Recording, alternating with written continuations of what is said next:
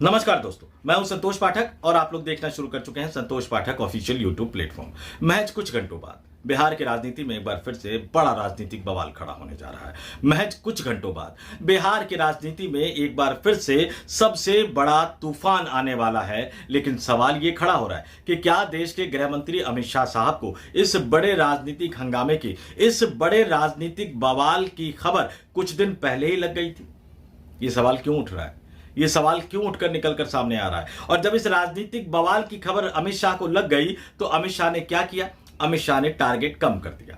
अमित शाह ने 65 सीटों का नुकसान कर दिया, या यूं भी कह सकता हूं कि अमित शाह ने 65 सीटों का नुकसान करवा दिया। और उससे भी बड़ी बात है कि उनकी जो ट्रोल आर्मी है वो अब उसका ठीकरा बिहार के मुख्यमंत्री नीतीश कुमार पर फोड़ती हुई नजर आ रही है, जिनका ना तो टारगेट सेट करने से कोई लेना देना था, ना ही जिनका टारगेट को कम करने से कोई लेना देना नहीं था। आखिर ये पूरा मसला क्या है? आखिर ये पूरा बवाल क्या है? और महज कुछ घंटों बाद बिहार की राजनीति में क्या कुछ बड़ा बदलाव होने जा रहा है, उससे जुड़ी इस बड़ी स्टोरी को लेकर मैं आपके सामने आया हूं। आप एक एक तथ्य को जानने समझने के लिए, एक एक बात को जानने समझने के लिए आखिर तक हमारे साथ इस स्टोरी में बने रहिएगा। तब जो सच मैं आपको बताऊंगा वो सच सुनकर आप चौंक जाएंगे कि आखिर हमारे देश की खुफिया एजेंसियां कर क्या रही हैं, किस काम के लिए वो बनी थी और क्या काम उनसे करवाया जा रहा है। ये तमाम चीजें, ये तमाम खबरें एक एक करके आपके सामने आएगी। लेकिन उससे पहले आपसे एक अपील, आपसे एक आग्रह। संतोष पाठक ऑफिशियल यूट्यूब प्लेटफॉर्म कुछ महीने पहले मैंने शुरू किया था। अदानी मीडिया की नौकरी छोड़कर शुरू किया था। डिजिटल प्लेटफॉर्म को लेकर बहुत ज्यादा समझ नहीं थी। इन कुछ महीनों के दौरान मैंने डिजिटल प्लेटफॉर्म को समझने की कोशिश की। आप तमाम लोगों ने भी भरपूर साथ, सहयोग और समर्थन दिया। अब हमारा परिवार जो है वो 70-71 हजार के आंकड़े को क्रॉस कर चुका है। और यहीं पर आपसे एक अपील करना तो बनता है। आप अपना प्यार, आप अपना साथ, आप अपना सहयोग, आप अपना समर्थन इसी तरह से बनाए रखिएगा। तो हमारे प्लेटफॉर्म पे अगर आप नए हैं तो हमारे प्लेटफॉर्म को सब्सक्राइब जरूर कर लीजिए, ज्वाइन कर सके तो ज्वाइन भी कर लीजिए। और जो भी पुराने लोग हमारे साथ जुड़े हुए हैं, जो भी नए लोग हमारे प्लेटफॉर्म को सब्सक्राइब कर रहे हैं, उनसे एक अपील करूंगा कि आप अपने 5-10 लोगों को इसे सब्सक्राइब करने की भी अपील करिए, ताकि हमारा जो ये आंकड़ा है जल्द से जल्द 1 लाख तक पहुंचे। क्योंकि हम किसी इकोसिस्टम के अंग नहीं है कि कोई भाजपाई हमें बढ़ा देगा, कोई कांग्रेसी हमें बढ़ा देगा, कोई आपिया हमें बढ़ा देगा। आप हमारे तो सब कुछ आप ही हैं, तो आप ही हमारी मदद कर सकते हैं, आप ही हमारे सब्सक्राइबर बेस को बढ़ा सकते हैं। तो आगे बढ़िए, हमारे यूट्यूब मंच को सब्सक्राइब कीजिए, ज्वाइन कर सकते हैं तो ज्वाइन कीजिए और 2-4 लोगों तक फॉरवर्ड भी कीजिए ताकि वो हमारे चैनल को ज्वाइन कर सके। अब आते हैं आज की स्टोरी पर। कुछ घंटों बाद इस देश का चुनाव आयोग, जिनको आजकल अलग अलग नामों से पुकारा जाता है, और चुनाव आयोग की गरिमा गिराने में पहले वाले राजीव कुमार साहब का भी गजब योगदान था और वर्तमान वाले ज्ञानेश कुमार साहब का भी गजब योगदान है, ऐतिहासिक योगदान है। इतिहास उनको याद रखेगा। तो बिहार में जो विधानसभा चुनाव होना है उसके मद्देनजर चुनाव आयोग जो है वो अपनी नई लिस्ट महज कुछ घंटों बाद यानी कल मंगलवार को जारी करेगा। और मंगलवार को यह जो नई लिस्ट है, वोटर लिस्ट जो है, इसको आप चुनाव आयोग की अधिकृत वेबसाइट पर भी देख सकेंगे। और इसकी जो मतदाता सूची की जो प्रति है वो जिला निर्वाचन पदाधिकारी सह जिलाधिकारी के पास भी भौतिक रूप में उपलब्ध होगी। और अंतिम रूप से प्रकाशित मतदाता सूची को राजनीतिक दलों को भी उपलब्ध करवाया जाएगा। और बताया जा रहा है कि नई मतदाता सूची में लगभग 7.3 करोड़ वोटरों के नाम शामिल हो सकते हैं, जिनमें 14 लाख नए वोटर जुड़ सकते हैं। याद तो होगा ही आपको, SIR अभियान चलाया था, विशेष मतदाता गहन पुनरीक्षण अभियान चलाया था, और उसमें सभी 7.89 करोड़ मतदाताओं को फॉर्म दोबारा से भरने का निर्देश दिया गया था। इसकी ड्राफ्ट सूची 1 अगस्त को जारी की गई थी, और उस 1 अगस्त को जारी ड्राफ्ट सूची में पता लगा कि 65 लाख लोगों के नाम काट दिए गए। कहा गया कुछ लोगों की मौत हो गई, कहा गया कुछ लोगों के पास 2-2 वोटर आई कार्ड यानी 1 से ज्यादा वोटर आई कार्ड थे। तो कहा गया कि कई लोग वहां से जा चुके हैं, उनके बारे में पता नहीं लग पा रहा। लेकिन जब सुप्रीम कोर्ट में याचिका गई, सुप्रीम कोर्ट में यह कहा गया कि भाई नाम के साथ बता दो कितने मर गए थे, कितने अलग जगह चले गए, कितनों के पास 1 से ज्यादा वोटर आई कार्ड थे। चुनाव आयोग ने कहा नहीं मानेंगे। फिर यह कहा गया कि कई ऐसे लोग आ गए जिनको मृत लोगों की लिस्ट में शामिल किया गया था। जब उनको विपक्षी राजनीतिक दलों ने पेश कर दिया, देश की सुप्रीम कोर्ट तक पेश कर दिया, तो फिर चुनाव आयोग के वकील साहब सुप्रीम कोर्ट में कहते हैं थोड़ी बहुत गलती हो जाती है, इसको सही करने की हमें इजाजत देनी चाहिए। सुप्रीम कोर्ट कहता रहा आधार कार्ड को मानो मानो मानो, जब तक वो गुहार लगाता रहा तब तक ये मानने को तैयार नहीं हुए। अंत में सुप्रीम कोर्ट ने फैसला दे दिया कि आपको आधार कार्ड को मानना ही होगा। तो आधार कार्ड को इन्होंने तब माना, लेकिन उसमें भी कई तरह के किंतु परंतु जो है वो विपक्षी राजनीतिक दल आरोप लगाते रहते हैं। विपक्षी राजनीतिक दल यहां तक कहते हैं कि उनके एजेंट, यानी एक तो होता है BLO जो सरकार की तरफ से चुनाव आयोग की तरफ से होते हैं, एक होते हैं BLA माफ कीजिएगा, बूथ लेवल एजेंट, वो राजनीतिक दलों के होते हैं। तो विपक्षी राजनीतिक दलों ने आरोप लगाया कि भैया हमने कई जो हैं हमारे BLA ने शिकायत दी, लेकिन हमारी शिकायतों को लिया नहीं गया।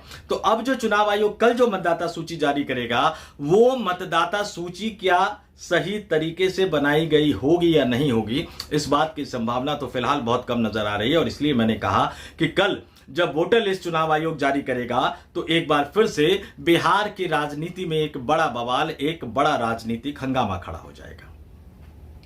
अब आता हूं अपनी स्टोरी के दूसरे हिस्से पर। क्या अमित शाह को यह पहले ही पता था? क्यों? SIR अभियान कितना टारगेट था उससे पहले एनडीए गठबंधन का? उस दौरान कितना टारगेट था? क्या कहते हुए नजर आ रहे थे एनडीए गठबंधन के नेता?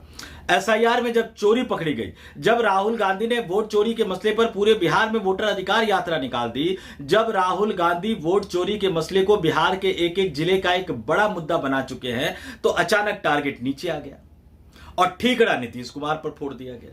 जी हां, इन तमाम तथ्यों को एक एक करके मैं आपके सामने रखूंगा। कुछ दिन पहले, अब ये खबर कैसे लगी, लोग ये कह रहे हैं कि इंटेलिजेंस इनपुट्स मिला बीजेपी को कि भारतीय जनता पार्टी हार रही है, इतनी सीटें आएंगी नहीं, तो अमित शाह साहब ने टारगेट कम कर दिया।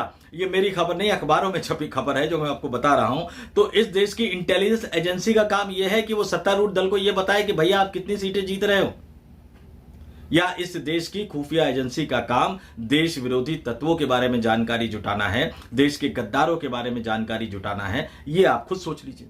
लेकिन चुनाव आयोग द्वारा जो फाइनल, उसको लगभग फाइनल कह सकते हैं या नया वोटर लिस्ट कह सकते हैं, वो जारी करने से कुछ दिन पहले यानी 27 सितंबर को ही अमित शाह बिहार की धरती पर जाते हैं और बिहार की धरती पर जाकर वो घोषणा करते हैं कि एनडीए गठबंधन की बिहार में एक बार फिर से सरकार बनेगी। 160 सीटों से अधिक जीतकर एनडीए गठबंधन भारी बहुमत के साथ बिहार में फिर से सरकार बनाएगा। कुछ याद आया? बिहार की कुल विधानसभा 243 है।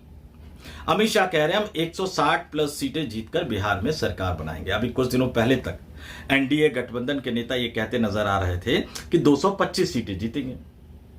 बीजेपी के नेता, बीजेपी के दिग्गज नेता, बीजेपी के बिहार प्रदेश अध्यक्ष, सहयोगी दलों में चिराग पासवान हो, जीतन राम मांझी हो, कई बड़े नेता ये कहते नजर आ रहे थे। उस समय भी मैंने ये सवाल उठाया कि भैया 243 सदस्यीय कुल विधानसभा है, 225 आप ही जीत जाओगे, तो 18 सीटें आपने राष्ट्रीय जनता दल, कांग्रेस पार्टी, सीपीआई माले, सीपीएम, सीपीआई, मुकेश सहनी, झारखंड मुक्ति मोर्चा, पशुपति पारस के लिए क्यों छोड़ दी? उनमें तो 2-2, 3-3 सीटें भी हिस्से में नहीं आ पाएगी। फिर SIR अभियान में पोल खुल गई, सुप्रीम कोर्ट ने लताड़ लगा दी, आधार कार्ड को शामिल करो। नई जो वोटर लिस्ट जारी होगी उसमें भी बहुत सारे किंतु परंतु निकलेंगे, ये आप तय मानकर चल लीजिए। कई सारे सवाल उठेंगे चुनाव आयोग पर, यह भी तय मानकर चल लीजिए। अभी फिर एक खबर आई कि कितने हजारों मुस्लिम वोटर के नाम कटवाए जा रहे थे। ये तमाम चीजें आएंगी तो नई लिस्ट में भी बवाल होगा। तो अब ये कहीं ना कहीं क्या ऐसा लगा कि अब बहुत ज्यादा गड़बड़ी करवा पाना संभव नहीं होगा। तो जो भारतीय जनता पार्टी, जेडीयू, लोजपा, जीतन राम मांझी, ये तमाम नेता 243 में 225 सीटें जीतने का दावा कर रहे थे, अमित शाह उससे पीछे हटते हुए 65 सीटों का नुकसान करवाते हुए 160 सीट पर आ गए। अच्छा, कई जगह खबर भी ये भी छपी कि नीतीश कुमार के 225 के टारगेट को कम कर दिया अमित शाह ने, 160 पर ला दिया। मतलब 225 अमित शाह का टारगेट नहीं था, नीतीश कुमार का टारगेट था। फंस गए तो ठीकरा किस पे फोड़ दो? नीतीश कुमार पे। दिक्कत यह है कि नीतीश कुमार के पार्टी के नेताओं में जो दिल्ली भेज रखा है, उन्होंने संजय झा हो या राजीव रंजन सिंह और लल्लन सिंह हो, उनके मुंह में जुबान तो है नहीं अपने नेता के लिए बोलने के लिए। महिला सम्मान योजना नीतीश कुमार की योजना लॉन्च करवा दिया प्रधानमंत्री नरेंद्र मोदी से। अब ऐसे राजनीतिक करीबी राजनीतिक दलों के नेताओं को मिलना चाहिए नहीं मिलना चाहिए वो आप देख लीजिए, लेकिन नीतीश कुमार पर यह ठीकरा फोड़ा जा रहा है और ये लोग चुपचाप है। दिल्ली में एनडीए नेताओं की बैठक होती है, उस बैठक से बाहर निकलकर चिराग पासवान 225 सीटों के टारगेट के बारे में बात करते हैं, जीतन राम मांझी 225 सीटों के टारगेट के बारे में बात करते हैं। तो टारगेट नीतीश कुमार ने सेट किया या बीजेपी ने सेट किया था? बिहार में एनडीए नेताओं की बैठक होती है, उसके बाद उसमें से भारतीय जनता पार्टी के प्रदेश अध्यक्ष दिलीप जायसवाल बाहर आते हैं, 225 सीटों की बात करते हैं। तो टारगेट नीतीश कुमार ने सेट किया या भारतीय जनता पार्टी ने सेट किया? लेकिन फंस गए भाई, 225 कैसे आएगा? 225 आने की संभावना दूर दूर तक दिख नहीं रही। वैसे आमतौर पर अमित शाह भारतीय जनता पार्टी के चाणक्य माने जाते हैं और कई बार उनका जो तुक्का है वो बिल्कुल ठीक ठाक बैठ जाता है। पश्चिम बंगाल में पिछली बार बैठा नहीं उनका तुक्का, लोकसभा चुनाव में 400 पार का तुक्का उनका बैठा नहीं। हाँ, 2014 के लोकसभा चुनाव में उत्तर प्रदेश में जरूर बैठ गया था, मैं जानता हूं, इसको व्यक्तिगत रूप से जानता हूं। 2017 के विधानसभा चुनाव में भी उत्तर प्रदेश में बैठ गया था। अब नेता है, इतने पुराने नेता है, जमीनी नेता है, आलोचना करने का मतलब ये नहीं है कि उनकी काबिलियत को हम नकार दें। जमीनी नेता है, चुनावी मिजाज को समझते हैं, इसलिए कई बार वो सटीक भविष्यवाणी कर देते हैं आकलन के आधार पर। लेकिन यहां जब फंस गए, 225 तो छोड़िए, 200 के आसपास भी अब नजर नहीं आ रहे थे, तो आपने खुद जाकर बिहार में कह दिया कि 160 प्लस सीट जीतेंगे। लेकिन जब सवाल उठता कि भैया 225 के टारगेट को आपने 160 कैसे कर दिया, ये 65 सीटें आपने कम कैसे कर दी, तो फिर उसके बाद ये खबरें छपवाई जाने लगी कि भाई नीतीश कुमार के 225 के टारगेट को अमित शाह ने 160 कर दिया। यानी नीतीश कुमार को बिहार की राजनीति की समझ नहीं थी। नीतीश कुमार बच्चे थे बिहार की राजनीति में कि 225 का टारगेट उन्होंने रख दिया। अमित शाह आ गए, भाई चाणक्य हैं, वो बिल्कुल सही टारगेट लेकर आ गए हैं 160 का। अब सच क्या है झूठ क्या है ये तो आप तय कर लीजिएगा। और इसलिए मैंने कहा स्टोरी की थंब भी बिल्कुल यही थी कि कुछ घंटों बाद चुनाव आयोग जो बड़ा धमाका करने वाला है, क्या देश के गृह मंत्री अमित शाह को कुछ दिन पहले ही यह पता लग गया था? ये एक बड़ा सवाल है, इसका जवाब आप जरूर दीजिएगा। दूसरी बात, नीतीश कुमार के 225 को अमित शाह ने 160 कर दिया। क्या नीतीश कुमार आज की तारीख में इस हैसियत में है कि एनडीए गठबंधन में वो कोई टारगेट सेट कर सके? तीसरा सवाल, अगर नीतीश कुमार आज इस स्थिति में होते भी तो क्या वो नरेंद्र मोदी और अमित शाह की स्टाइल में 243 सदस्यीय बिहार विधानसभा में 225 सीटें जीतने का हास्यास्पद, जी हां मजाकिया टारगेट सेट कर सकते थे? और अगर आज नीतीश कुमार उस स्थिति में होते तो क्या अमित शाह और उनकी जो सोशल मीडिया जो ट्रोल आर्मी है वो नीतीश कुमार पर इसका ठीकरा फोड़ती हुई नजर आती? क्या भारतीय जनता पार्टी इतना जोखिम ले सकती थी? क्या भारतीय जनता पार्टी इस हैसियत में हो सकती थी? इन सारे सवालों के जवाब आप कमेंट बॉक्स में कमेंट करके जरूर बताइएगा। आप कमेंट ना भी कर सके तो भी आप मन ही मन में तो सोच ही लिए होंगे कि कौन खेला कर रहा है, कहां पे खेला कर रहा है, किसके साथ खेला हो रहा है, असली वाला चाणक्य कौन है, यह भी आपको थोड़ा सा समझ आ गया होगा। लेकिन खैर, इस स्टोरी के आखिरी हिस्से में मैं फिर आता हूं, आपसे अपील करता हूं, कल जो चुनाव आयोग है बिहार में वोटर लिस्ट जारी करने वाला है, तो आप जरूर अपने वेबसाइट पर जाके अपना अपना नाम चेक कर लीजिएगा भाइयों कि आपका नाम है या नहीं। वो जो 10-10 हजार रुपए जिनके खाते में गए हैं वो भी चेक कर ले कि उनका नाम लिस्ट में है कि नहीं। और जिन लोगों को यह लग रहा है कि इनकी योजनाओं से आने वाले दिनों में और ज्यादा फायदा होगा, वो भी अपना नाम चेक कर ले। और बिहार के जितने दलित है, महादलित है, जितने एससी है, एसटी है, ओबीसी है, ईबीसी है, और जितने माइनॉरिटीज है, और खास तौर से वो बूथों में रहने वाले अपर कास्ट के मतदाता जो एनडीए को वोट नहीं करते हैं, वो तमाम लोग वोटर लिस्ट में अपना नाम चेक कर ले कि उनका नाम वोटर लिस्ट में है या नहीं, या कोई षड्यंत्र रचकर कहीं उनका नाम कटवा तो नहीं दिया गया है।